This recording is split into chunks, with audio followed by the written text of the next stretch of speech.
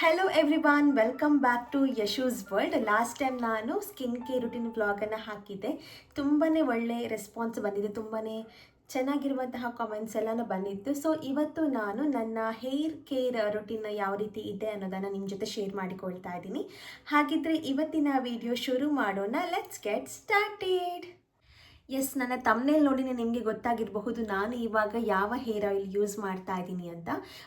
Famous YouTuber ಹಾಗೆಯೇ serial actress ಅವರು prepare ಮಾಡುವಂತಹ ನಿಮ್ಮ ಅಶ್ವಿನಿ ಬಿ ನ್ಯಾಚುರಲ್ ಹೇರ್ ಆಯಿಲನ್ನು ಇವಾಗ ನಾನು ಯೂಸ್ ಮಾಡ್ತಾ ಇದ್ದೀನಿ ಸದ್ಯಕ್ಕೆ. ಸೊ ಇದರ ಬಗ್ಗೆ ನಾನು ನಿಮಗೆ ರಿವ್ಯೂ ಹೇಳ್ತೀನಿ. ಹಾಗೆಯೇ ನಾನು ಇದರ ಜೊತೆಗೆ ಬೇರೆ ಯಾವುದೆಲ್ಲ ಪ್ರಾಡಕ್ಟ್ ಯೂಸ್ ಮಾಡ್ತೀನಿ, ನನ್ನ ತಲೆಯಲ್ಲಿರುವಂತಹ ಡ್ಯಾಂಡ್ರಫನ್ನು ಹೋಗಿಸೋದಕ್ಕೆ ಯಾವುದೆಲ್ಲ ನಾನು ರೆಮಿಡಿಯನ್ನು ಫಾಲೋ ಮಾಡಿದೆ ಎಲ್ಲವನ್ನು ನಾನು ನಿಮ್ಮ ಜೊತೆ ಶೇರ್ ಮಾಡಿಕೊಳ್ತೀನಿ. ಹಾಗೆಯೇ ಸ್ಕ್ಯಾಲ್ಪನ್ನು ಯಾವ ಥರ ಮಸಾಜ್ ಮಾಡಬೇಕು ಅನ್ನುವಂತಹ ಟಿಪ್ಸನ್ನು ಕೂಡ ನಾನು ನಿಮ್ಮ ಜೊತೆ ಶೇರ್ ಮಾಡಿಕೊಳ್ತಾ ಇದ್ದೀನಿ. ವಿಡಿಯೋನ ಪೂರ್ತಿಯಾಗಿ ನೋಡಿ. ನೀವು ಯಾವುದೇ ಹೇರ್ ಆಯಿಲನ್ನು ಯೂಸ್ ಮಾಡಬೇಕು ಅಂತ ಹೇಳಿದ್ರು ಕೂಡ ಮೊದಲು ನಿಮ್ಮ ಸ್ಕ್ಯಾಲ್ಪಲ್ಲಿರುವಂತಹ ಡ್ಯಾಂಡ್ರಫನ್ನು ನೀವು ಮೊದಲಿಗೆ ಸ್ಟಾಪ್ ಮಾಡಬೇಕಾಗತ್ತೆ. ಡ್ಯಾಂಡ್ರಫ್ ಬರ್ದಿರೋ ರೀತಿಯಲ್ಲಿ ನಾವು ನೋಡ್ಕೊಳ್ಬೇಕಾಗತ್ತೆ. ಯಾಕೆ ಅಂತ ಹೇಳಿದರೆ, ನೀವು ಹೇರ್ ಆಯಿಲನ್ನು ಯೂಸ್ ಮಾಡಿ ಅದನ್ನು ಓವರ್ ನೈಟ್ ಬಿಟ್ಟು ಆ ಥರ ಎಲ್ಲ ಮಾಡಿದರೆ ನಿಮ್ಮ ಡ್ಯಾಂಡ್ರಫ್ ಏನತ್ತೆ ಅದು ಜಾಸ್ತಿ ಆಗುತ್ತೆ. ಡ್ಯಾಂಡ್ರಫ್ ಅನ್ನುವಂಥದ್ದು ಒಂದು ಫಂಗಲ್ ಥರ, ಸೊ ಅದು ಎಲ್ಲ ಕಡೆ ಸ್ಪ್ರೆಡ್ ಆಗ್ತಾ ಹೋಗುತ್ತೆ ಮತ್ತು ಫ್ಲೇಕ್ಸ್ ಥರ ಬರುತ್ತೆ. ನೀವು ಕೆಲವರನ್ನು ನೋಡಬಹುದು, ಈ ಥರ ಹೀಗೆ ಮಾಡಿದರೆ ಎಲ್ಲ ಡ್ಯಾಂಡ್ರಫ್ಗಳು ನೆಲಕ್ಕೆ ಉದುರುತ್ತೆ. ಸೊ ಅಷ್ಟು ಡ್ಯಾಂಡ್ರಫ್ ಆಗುತ್ತೆ ಕೆಲವರ ತಲೆಯಲ್ಲಿ. ಹಾಗಾಗಿ ಅಂಥದ್ದೆಲ್ಲ ಆಗಬಾರ್ದು, ಅಥವಾ ಹಾಗೆ ಆಗಿದ್ದರೆ ಅದರಿಂದ ಹೇಗೆ ಓವರ್ಕಮ್ ಮಾಡಬೇಕು ಅಂತ ಹೇಳಿದರೆ ಅದಕ್ಕೆ ಈ ಒಂದು ಶ್ಯಾಂಪು ತುಂಬಾ ಹೆಲ್ಪ್ಫುಲ್ ಆಗುತ್ತೆ ಆಯಿತಾ. ನನಗೆ ಒಂದು 1 ಮಂತ್ ಬ್ಯಾಕ್ ಸಖತ್ ಡ್ಯಾಂಡ್ರಫ್ ಆಗಿತ್ತು. ಯಾಕೆ ಅಂತ ಹೇಳಿದರೆ ಇವಾಗ ಚಳಿಗಾಲ ಅಲ್ವಾ, ಸೊ ಸ್ಕ್ಯಾಲ್ಪೆಲ್ಲ ಡ್ರೈ ಆಗಿ ಸ್ವಲ್ಪ ಆಯಿಲಿ ಆಗಿ ಫ್ರೀಝಿ ಆಗಿ ಸೊ ಏನೆಲ್ಲ ಆಗಿ ಸ್ವಲ್ಪ ನನಗೆ ಡ್ಯಾಂಡ್ರಫ್ ಆಗಿತ್ತು. ನನಗೆ ಹೇರ್ ಕೋಮ್ ಮಾಡಬೇಕಾದ್ರೆ ಎಲ್ಲ ಮೇಲೆ ಈ ಥರ ಬರ್ತಾಯಿತ್ತು, ಕೆಳಗೆ ಬೀಳ್ತಿರಲಿಲ್ಲ, ಬಟ್ ಎಲ್ಲ ಮೇಲೆ ಮೇಲೆ ಮೇಲೆ ಬರ್ತಾಯಿತ್ತು ನನಗೆ ಡ್ಯಾಂಡ್ರಫ್. ಸೊ ಆವಾಗ ನನಗೆ ತುಂಬಾ ಫ್ರಸ್ಟ್ರೇಷನ್ ಆಗಿತ್ತು. ಆವಾಗ ನಾನು ಸರ್ಚ್ ಮಾಡಿ ಯಾವ ಒಂದು ಶ್ಯಾಂಪು ಯೂಸ್ ಮಾಡಬೇಕು ಅಂತ ನೋಡಿದಾಗ ನನಗೆ ಮೊದಲಿಗೆ ಸಿಕ್ಕಿದ್ದು ಈ ಸೆಲ್ಸನ್ ಅನ್ನುವಂತಹ ಒಂದು ಆ್ಯಂಟಿ ಡ್ಯಾಂಡ್ರಫ್ ಶಾಂಪು. ಇದನ್ನು ಈ ಥರ ಓಪನ್ ಮಾಡಿ ಸ್ಮೆಲ್ ನೋಡಿದರೆ ತುಂಬಾ ಚೆನ್ನಾಗಿರುವಂತಹ ಸ್ಮೆಲ್ ಬರುತ್ತೆ. ಬಟ್ ನೀವು ತಲೆಗೆ ಹಾಕಿ ಸ್ವಲ್ಪ ವಾಟರ್ ಹಾಕ್ತೀರಲ್ವ, ಅಷ್ಟೊತ್ತಿಗೆ ನಿಮ್ಮ ಹೇರ್ ಆಗಿರಬಹುದು, ನಿಮ್ಮ ಎಂಟೈರ್ ವಾಶ್ರೂಮ್ ಆಗಿರಬಹುದು ತುಂಬಾ ಸ್ಮೆಲ್ ಬರುತ್ತೆ. ನೀವು ಸ್ನಾನ ಮಾಡಿ ಹೋದ್ಮೇಲೆ ಮತ್ತೊಬ್ಬರು ಬಂದು ಸ್ನಾನ ಮಾಡಿದ್ರೆ ತುಂಬಾ ಸ್ಮೆಲ್ ಬರ್ತಾ ಇರುತ್ತೆ, ಅಷ್ಟು ಸ್ಮೆಲ್ ಇದೆ ಈ ಒಂದು ಶ್ಯಾಂಪು.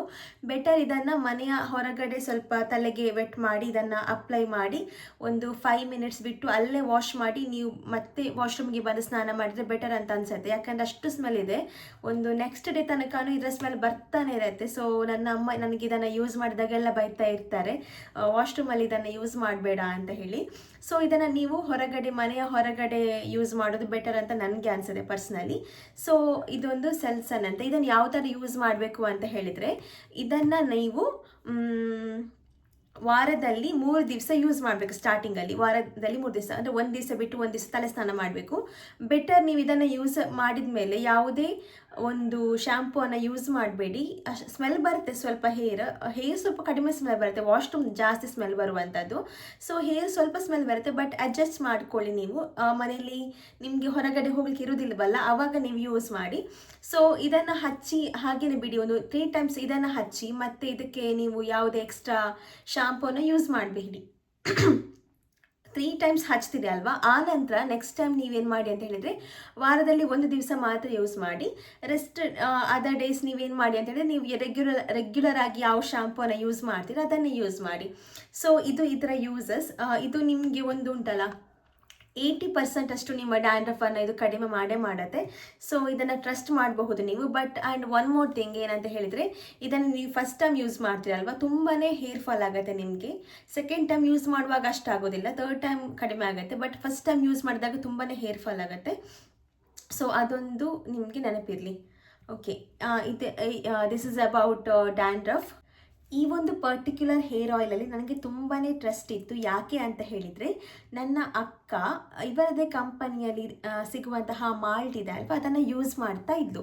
ಸೊ ಅವಳು ಆವಾಗ ಸ್ವಲ್ಪ ಚಬ್ಬಿ ಆಗಿದ್ಲು, ಬಟ್ ಆ ಮಾಲ್ಟನ್ನು ಯೂಸ್ ಮಾಡಿದ ಮೇಲೆ ಅವಳು ಸ್ಲಿಮ್ ಆಗೋದಕ್ಕೆ ಸ್ಟಾರ್ಟ್ ಆಯಿತು. ಆ ನಂತರ ಅವಳಿಗೆ ಎನರ್ಜಿ ಲೆವೆಲ್ ಜಾಸ್ತಿ ಆಯಿತು ಬಾಡಿನಲ್ಲಿ. ಹಾಗಾಗಿ ಅವಳಿಗೆ ಅದು ತುಂಬಾ ವರ್ಕ್ ಆಯಿತು. ಹಾಗಾಗಿ ನನಗೆ ಈ ಕಂಪನಿಯಲ್ಲಿ ತುಂಬಾ ಟ್ರಸ್ಟ್ ಇತ್ತು.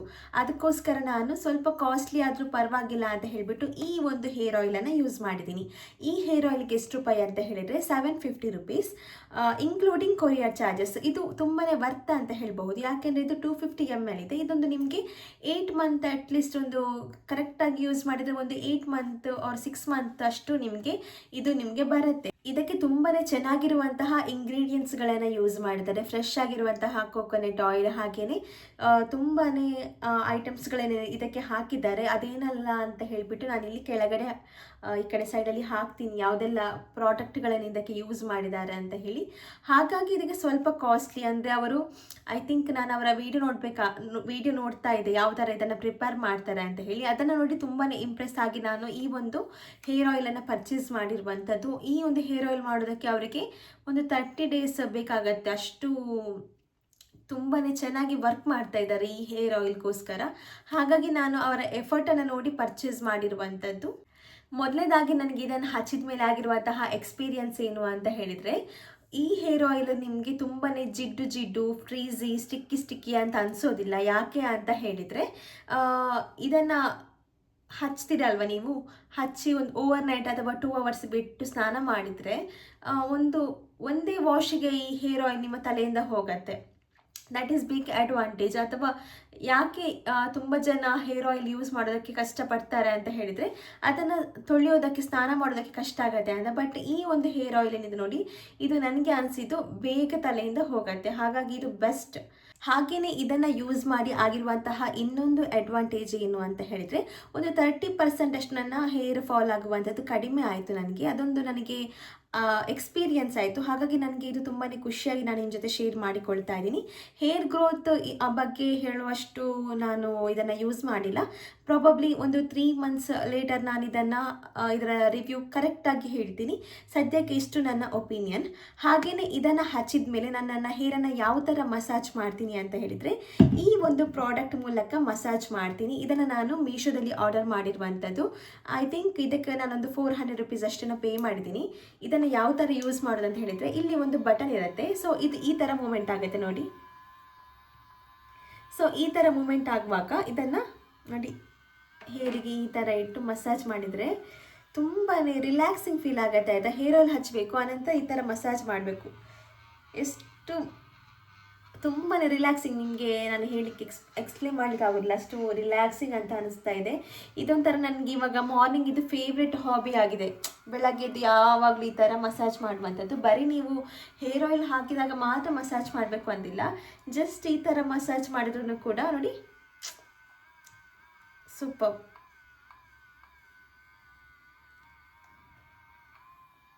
ತುಂಬಾ ಚೆನ್ನಾಗಿ ವರ್ಕ್ ಆಗುತ್ತೆ. ಅದನ್ನು ಕೂಡ ನಿಮಗೆ ಬೇರೆಯವ್ರು ಈ ಥರ ಮಸಾಜ್ ಮಾಡಬೇಕು, ನೀವು ಸುಮ್ಮನೆ ಕಣ್ಣು ಮುಚ್ಕೊಂಡು ಇರಬೇಕು. ಆವಾಗ ಬೇರೆಯವ್ರು ಈ ಥರ ಮಸಾಜ್ ಮಾಡಿದರೆ ಈ ಪ್ರಾಡಕ್ಟ್ ಇಟ್ಕೊಂಡು ತುಂಬಾ ಖುಷಿ ಆಗುತ್ತೆ. ಸೊ ಈ ಪ್ರಾಡಕ್ಟ್ ಬೇಕು ಅಂತ ಹೇಳಿದರೆ ನಾನು ಇದರ ಲಿಂಕನ್ನು ನಿಮಗೆ ಡಿಸ್ಕ್ರಿಪ್ಷನಲ್ಲಿ ಹಾಕ್ತೀನಿ, ಪರ್ಚೇಸ್ ಮಾಡಿ. ಹಾಗೆಯೇ ಈ ಪ್ರಾಡಕ್ಟ್ ನಿಮಗೆ ತಗೊಳ್ಬೇಕು ಅಂತ ಇದ್ದರೆ ಇವರ ವಾಟ್ಸಪ್ ನಂಬರನ್ನು ನಾನು ಡಿಸ್ಕ್ರಿಪ್ಷನಲ್ಲಿ ಹಾಕ್ತೀನಿ, ಅದನ್ನು ಕೂಡ ಪರ್ಚೇಸ್ ಮಾಡಬಹುದು. ಇದಿಷ್ಟು ನನ್ನ ಹೇರ್ ಕೇರ್ ರೊಟೀನ್ ವ್ಲಾಗ್. ಈ ವ್ಲಾಗ್ ನಿಮಗೆ ಹೆಲ್ಪ್ಫುಲ್ ಆಗಿದೆ ಮತ್ತು ಇಷ್ಟ ಆಗಿದೆ ಅಂತ ಅಂದ್ಕೊಳ್ತೀನಿ. ಈ ವಿಡಿಯೋ ನಿಮಗೆ ಇಷ್ಟ ಆಗಿದ್ದಲ್ಲಿ ಲೈಕ್ ಮಾಡಿ, ಶೇರ್ ಮಾಡಿ, ಸಬ್ಸ್ಕ್ರೈಬ್ ಮಾಡಿ ಅಂತ ಹೇಳ್ತಾ thank you so much for watching. Bye bye.